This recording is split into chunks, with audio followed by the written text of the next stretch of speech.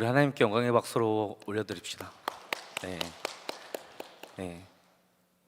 지난 4일간 너무 행복한 시간이었습니다. 그렇지 않습니까? 저는 오늘 하나님의 은혜의 말씀을 여러분들과 함께 나누고자 합니다. 하나님의 은혜와 평강이 오늘도 이 자리에 나오신 성도님들 가운데 함께 하시기를 예수님의 이름으로 축복합니다. 우리가 살면서 가장 많이 듣는 말이 있다면 그것은 무엇일까요? 하지 말라, 무엇을 하라, 이 말을 가장 많이 듣습니다.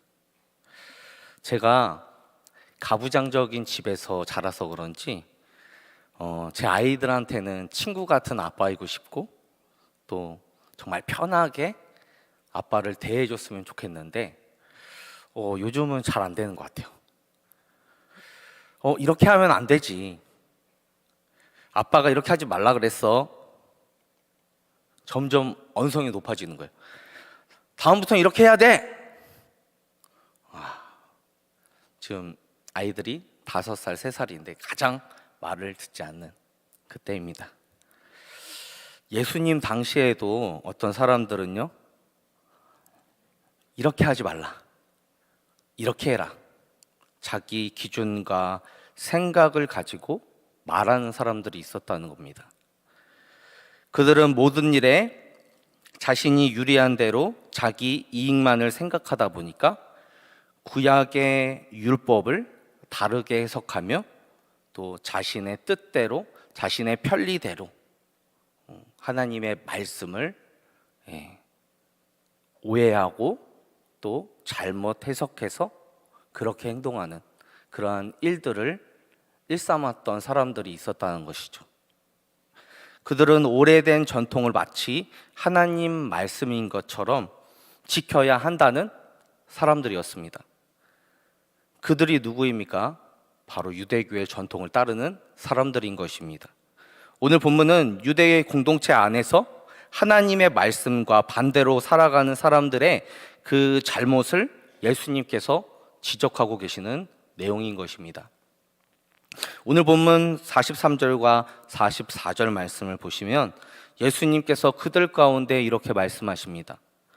또 내 이웃을 사랑하고 내 원수를 미워하려 하였다는 것을 너희가 들었으나 나는 너희에게 이르노니 너희 원수를 사랑하며 너희를 핍박하는 자를 위하여 기도하라.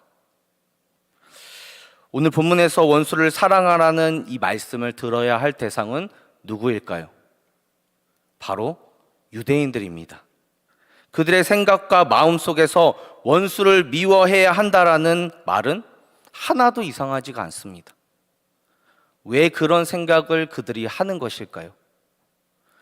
원수를 미워하라는 것은 이미 옛사람들로부터 내려져 온 전통이라는 것입니다.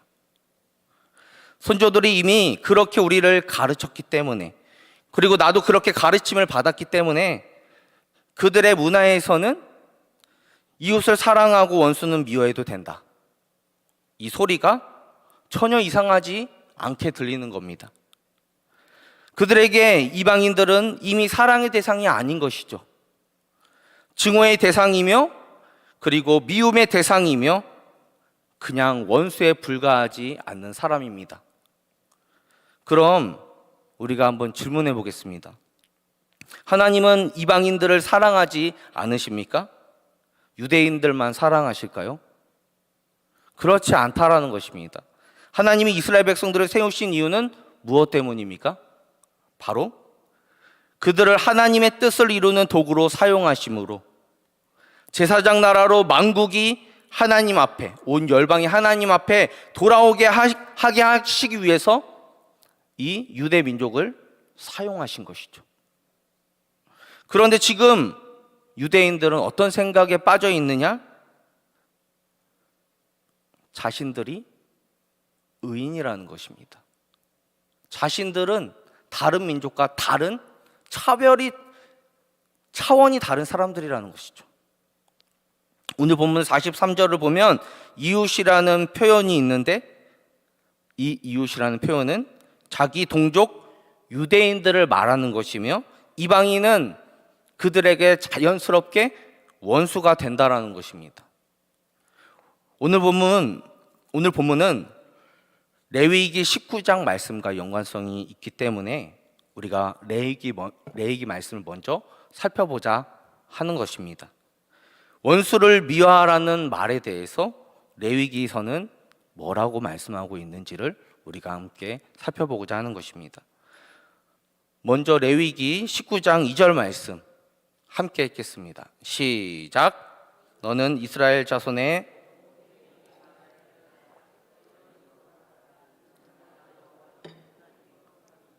아멘. 여러분, 이 말씀을 듣는 청중은 누구입니까? 바로 이스라엘에 온 회중이라는 것이죠. 그럼 하나님은 그들에게 뭐라고 말씀하고 있느냐? 너희가 거룩하라는 겁니다. 그럼 이 말씀은 누구에게 주시는 말씀입니까? 이방인들이 하나님을 모르기 때문에 이방인들에게 주시는 말씀이 아니라 누구에게 주시는 말씀이에요? 바로 유대인들에게 주시는 말씀이라는 겁니다. 그럼 이제 레위기 19장 17절 말씀을 함께 보길 바랍니다. 자막 띄워주세요. 함께 읽겠습니다. 17절 말씀 제가 읽어드릴게요.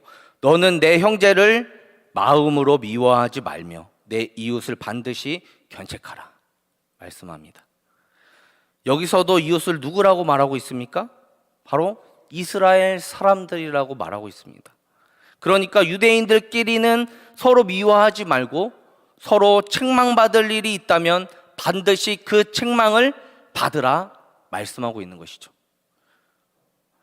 그리고 18절 말씀을 보시면 원수를 갚지 말며 동포를 원망하지 말며 내 이웃 사랑하기를 내 자신과 같이 사랑하라 나는 여호와이니라 말씀합니다.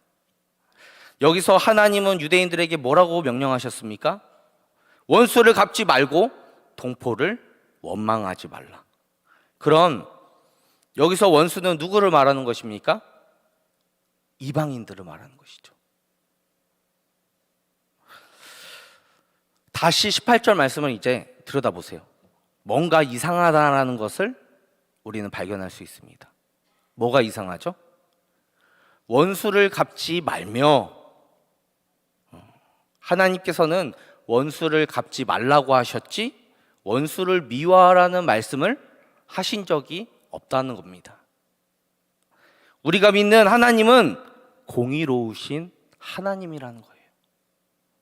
모든 누구에게나 공평하신 하나님이십니다.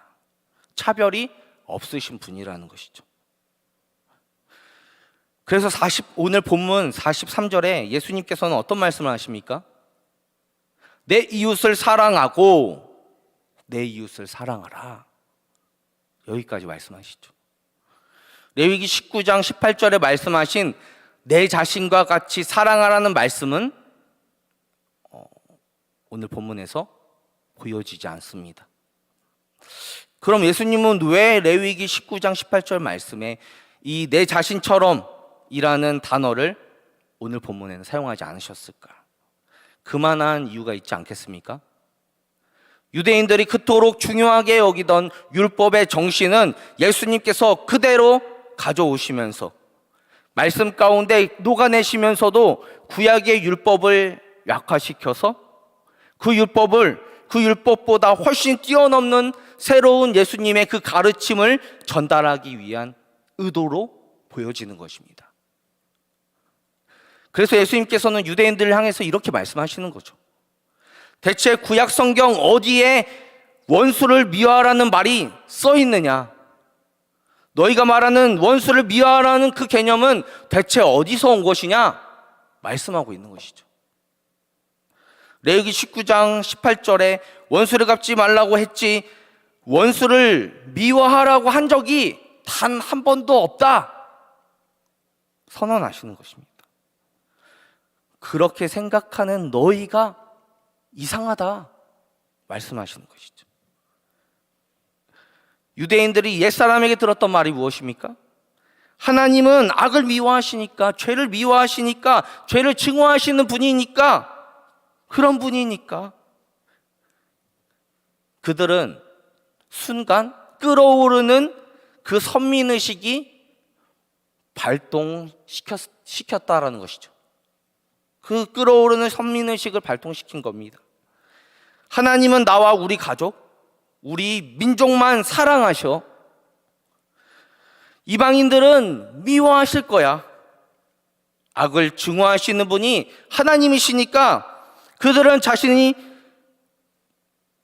자신들의 마음과 생각을 그런 것들로 가득 채우고 있었기 때문에 유대인들은 정작 하나님께서 그들에게 맡기신 소명을 잃어버렸다는 것이죠. 그러다 보니 자신들도 모르는 사이에 그 생각과 정신이 딱딱하게 굳어지게 된 것입니다. 그렇게 내 이웃을 사랑하고 원수는 미워해도 된다라는 생각이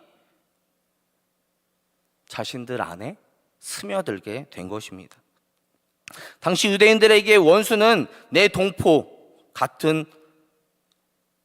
혈통의 유대인이 아니라면 그 누구라도 될 수 있다라는 그러한 생각을 가지고 있었다는 것이죠. 그래서 로마인들이 그들의 원수가 될 수 있었고, 또 당시 이스라엘 통치하던 분봉왕 헤롯이 그들의 원수가 될 수 있는 것이고, 또 예수님 역시 그들의 원수가 될 수 있다라는 것이죠. 그런데 예수님은 이웃을 사랑하면서 원수를 미워해야 한다라는 그런 생각을 가진 유대인들을 향해서 일침을 가하는 말씀, 바로 역설적인 말씀을 하고 계시는 것입니다. 너희는 원수를 사랑하고 그리고 너희를 박해하는 자들을 위하여 기도해야 한다.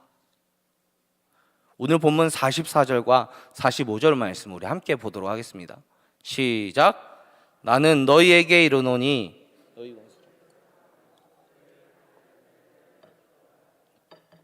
이같이 한즉 하늘에 계신 너희 아버지의 아들이 되리니.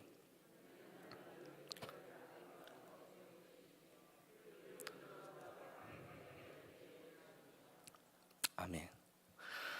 이 말씀은 너희가 하나님의 아들 자녀들이기 때문에 원수를 사랑하는 것이 너무도 마땅한 것이며, 또 너희를 박해하는 자를 위해서 기도하는 것이 너무도 당연하다, 우리 가운데 말씀해 주는 것입니다. 그리고 이같이 하는 것은 우리가 하늘에 계신 아버지의 아들로 살아가는 것이다 말씀하고 있는 것입니다. 그럼 하나님은 어떤 분이십니까? 하나님은 해와 그 해를 악인과 선인에게 비추시며 비를 의로운 자와 불의한 자에게 내려주시는 분이시다는 것입니다. 하나님께서는 해를 악인과 선인에게 동일하게 비추시는 분이십니다. 그리고 비를 의로운 자나 불의한 자나 구분 없이 모두에게 내려주시는 공평하신 공의로우신 하나님이시다라는 겁니다. 이것을 우리는 하나님의 공의라고 말하고, 하나님의 공의를 우리 가운데 드러내시는 것을 신학적 용어로는 일반 은총이라 부릅니다. 그래서 성공의 사제이며 복음주의의 거장인 신학자 존 스토트는 일반 은총에 대해서 뭐라고 표현하고 있느냐면, 하나님이 모든 사람에게 베풀어 주시는 동일한 하나님의 창조의 선물이다, 그렇게 표현합니다. 사랑하는 성도 여러분, 하나님의 공의는 어느 누구에게나 적용이 된다라는 것입니다. 그 공의를 은혜로 받아들이는 사람이 있는 반면에 받아들이지 않는 사람도 있다는 사실을 우리는 기억해야 합니다. 모든 사람이 하나님의 공의를 은혜로 받아들일 수는 없는 것이죠. 그러나 하나님의 공의를 은혜로 받는 자들은 구원을 받게 된다라는 것이고, 또한 반대로 하나님의 공의를 은혜로 받아들이지 않는 사람은 영원한 죽음에 이르게 된다라는 것이 바로 예수님의 역설적인 가르침이라는 것입니다. 그러면서 예수님께서는 이런 말씀을 하시는 것입니다. 오늘 본문 46절과 47절 말씀입니다. 함께 읽겠습니다. 시작. 너희가 너희를 사랑하는 자를 사랑하면 무슨 상이 있으리요? 세리도 이같이 아니하느냐? 또 너희가 너희 형제에게만 무난하면 남보다 더하는 것이 무엇이냐? 이방인들도 이같이 아니하느냐? 예수님께서는 사랑할 수 있는 사람을 사랑하는 것은 그 어떤 누구라도 할 수 있는 일이라고 말씀합니다. 너희가 다른 사람보다 더 나은 게 있다고 하는데 그게 대체 뭐냐? 세리들도 이방인들도 너희가 하는 것처럼 한다 말씀하고 있는 것이죠. 세리들과 죄인들, 그들도 사랑할 수 있는 사람은 사랑하고, 이방인들도 너희들처럼 서로 무난하고 인사 정도는 한다라는 것입니다. 그러니까 너희가 지키려고 하는 그 율법을 잘 지킨다고 너희가 의인된 것처럼 생각하지 말라는 것입니다. 뭔가 내가 더 나은 사람이 된 줄로 착각하지 말라는 것입니다. 우리는 다 똑같다라는 거예요. 우리는 하나님 앞에서 죄인에 불과하다라는 겁니다. 예수님은 유대인들에게 너희는 사랑한다라고 말만 하는 거지 진짜 너희가 하는 것은 사랑이 아니라고 말씀해 주고 있는 것입니다. 유대인들이 가졌던 그 개념, 이미 굳어져 있는 그들의 마음과 생각, 이 세상 논리로는 예수님의 가르침은 너무도 역설적인 말씀이라는 겁니다. 이 세상 논리는 give and take, 내가 얼마만큼 했다면 나도 얼마만큼 받아야 한다라는 보상 심리가 깔려져 있다는 것입니다. 예수님은 그렇게 하지 말고 아무 조건 없이 베풀고 우리 가운데 사랑하라고 말씀하고 계시는 줄 믿습니다. 내가 절대 사랑할 수 없는 대상을 사랑하는 것이 진짜 사랑이다, 우리 가운데 선언하고 계신 것입니다. 그래서 예수님께서는 오늘 본문 48절에 하늘에 계신 너희 아버지의 온전하심 같이 너희도 온전하라 말씀하십니다. 이 말씀은 오늘 본문을 통해서 예수님께서 유대인들의 잘못된 개념에 대해서 가르치신 결론이라는 것입니다. 핵심적인 결론이라는 것이죠. 그가 나를 사랑하는 사람이든지 나를 사랑하지 않는 사람이든지 나를 미워하는 사람이든지 미워하지 않는 사람이라든지 나랑 상관이 있거나 없거나 나를 때리는 사람이든지 아니든지 나에게 보복을 가하는 사람이든지 아니든지 그것과 상관없이 하늘에 계신 아버지께서는 모든 자들에게 공의를 베푸시는 하나님인 것처럼 너희들도 이 세상에서 그렇게 온전하게 살아가야 한다.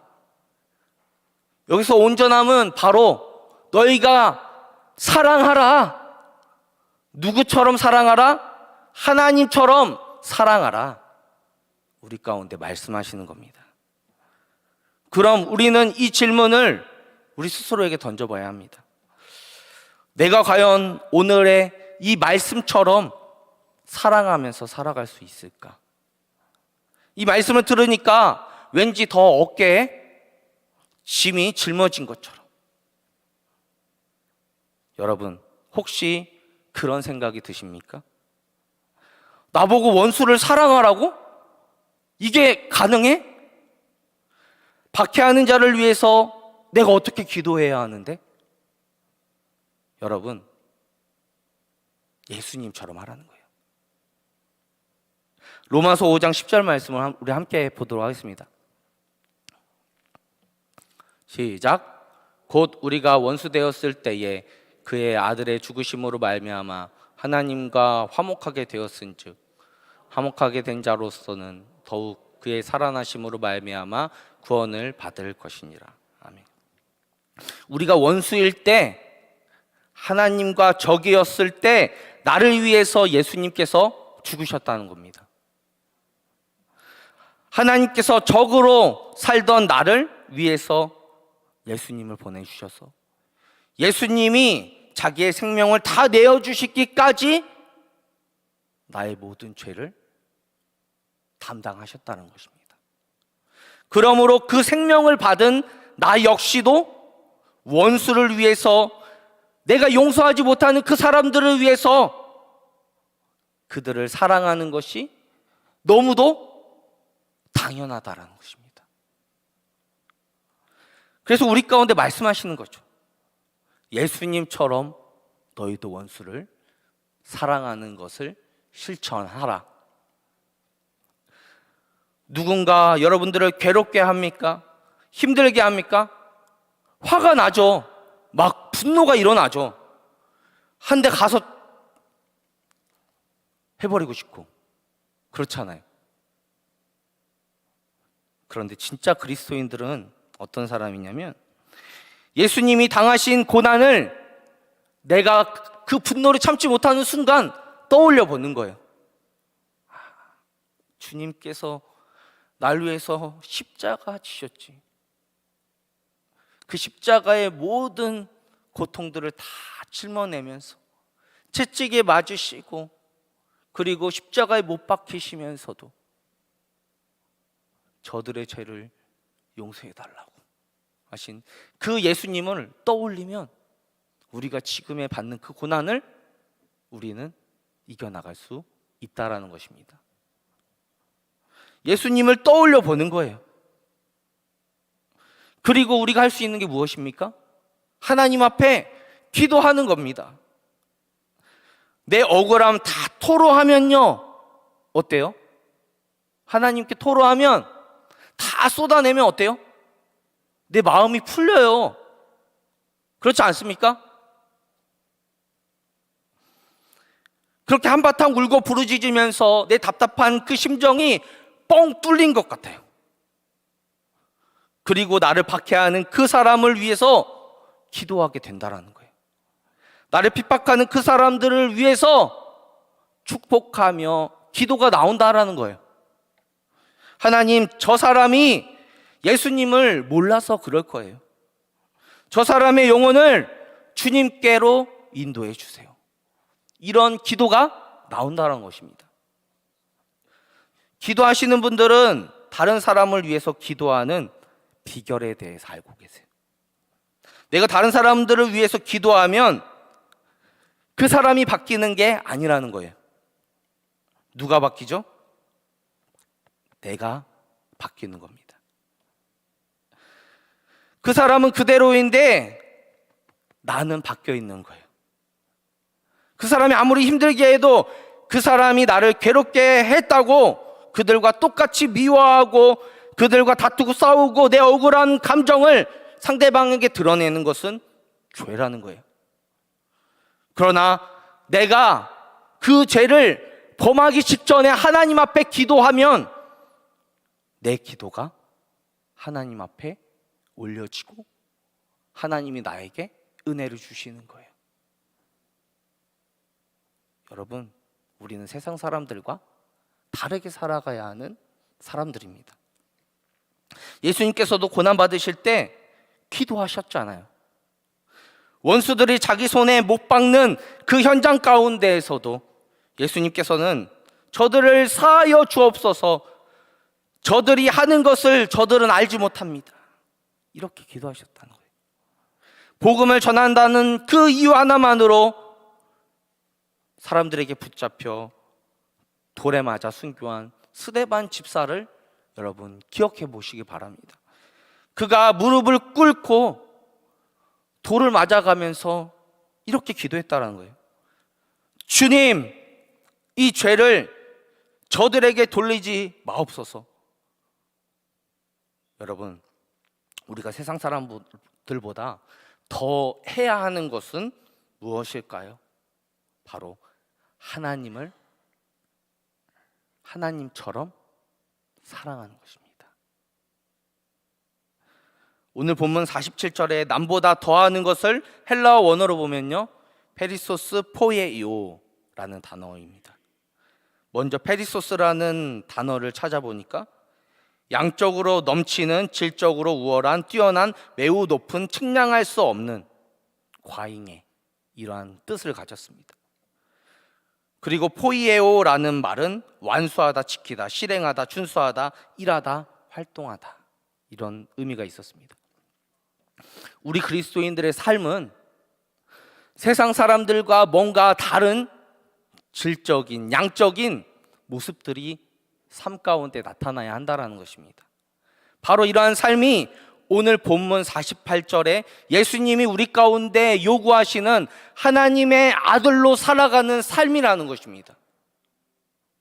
이런 삶이야말로 진정한 완전함이며 온전함이라는 것입니다. 텔레이오스, 완전함, 온전함. 그 온전함은 하나님처럼 사랑하는 것이다. 예수님께서 오늘 우리 가운데 말씀해 주고 계십니다. 또한 이 말씀은 예언적인 선포도 담겨져 있는 말씀이라는 것이죠. 너희들도 나중에 그렇게 사랑하며 사랑하게 될 것이다. 예수님처럼. 여러분, 기독교 신앙의 핵심적인 교리는 뭐냐? 바로 사랑입니다. 예수님의 사랑을 경험한 사람, 예수님의 그 십자가 은혜를 경험한 사람만이 그 사랑을 할 수 있다는 것입니다. 우리가 그 사랑을 이제 실천합시다. 아멘이십니까? 오늘 말씀을 정리하겠습니다. 오늘 본문 말씀을 통해 예수님께서는 그동안 유대인들이 가지고 있었던 잘못된 개념들을 수정해 주셨습니다. 이웃을 사랑하고 원수를 미워하라는 옛사람의 전통을 완전히 뒤흔드는 말씀으로 우리 가운데 새로운 가르침을 주셨다라는 것이죠. 하나님처럼 너희는 사랑해야 한다. 원수를 사랑하라는 가르침, 나를 박해하는 자를 위하여 기도하라는 예수님의 그 요구를 우리가 내 힘으로만 감당하려고 한다면 우리는 낙심하게 될 것입니다.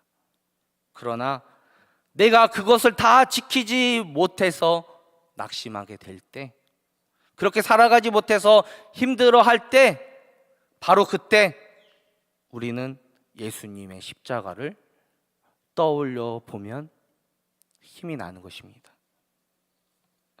그리고 기도의 자리에 나와서 내가 원수라고 여기는 그 사람을 축복하면서 우리는 기도해야 한다는 것입니다.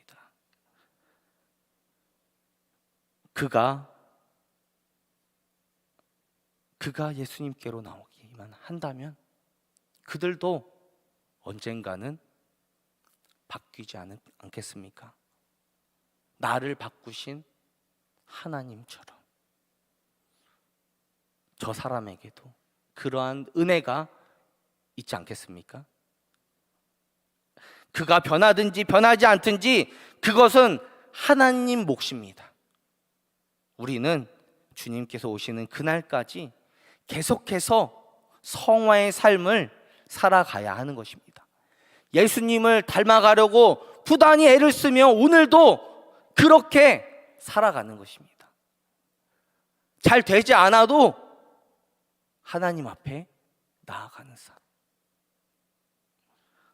내 힘으로 해버렸는데 안 될 때 하나님을 바라보는 삶, 하나님을 의지하는 삶을 우리는 살아가는 것입니다. 예수님께서는 너희가 온전케 되라 말씀하십니다. 원수를 사랑하라. 하나님의 공의가 이 땅 가운데 드러나도록 만천하가 알도록 우리의 삶 가운데 이제 삶으로 드러내라. 저와 여러분들 가운데 말씀해 주시는 줄 믿습니다. 우리가 한 주 동안 살아갈 때 성령님을 의지하며 오늘도 내 힘으로 하지 못하는데 주님 도와주세요. 내가 오늘도 믿음으로 살게 하시고 다른 사람의 핍박과 고난을 당할 때 그때 더 하나님 앞에 기도하게 하시고 하나님을 더 바라보게 하옵소서. 그러한 삶을 살아가시는 저 여러분들 되길 원합니다. 그렇게 살아가면 하나님처럼 사랑하게 될 줄 믿습니다. 기도하겠습니다. 살아계신 하나님, 감사합니다. 오늘도 우리 가운데 귀한 말씀 주시니 감사합니다. 유대인들 사이에 굳어져 있던 왜곡된 개념들, 율법의 잘못된 오해들을 하나님 예수님 통해서 교정해 주시고 수정해 주시며, 원수를 미워하라는 잘못된 개념을 원수를 사랑하며 박해하는 자를 위하여 기도하라고 진짜 사랑의 방법을 우리 가운데 말씀해 주시니 감사합니다. 주여, 내가 하나님의 사랑을 온전히 실천하는 자로 살아갈 수 있게 하옵소서. 내 삶의 모습 속에서 낙심이 될 때에도 예수님의 십자가를 묵상하며 바라보게 하옵소서. 시험과 고난 가운데에서도 늘 감사하게 하시고 기도로 하나님 앞에 나아가는 자 되기를 원합니다. 원수를 위하여 기도할 때 내 영을 다시 소생시켜 주옵소서. 이렇게 간구할 수 있는 우리의 입술 되게 하여 주옵소서. 감사드리며 예수 그리스도의 이름으로 기도드리옵나이다. 아멘.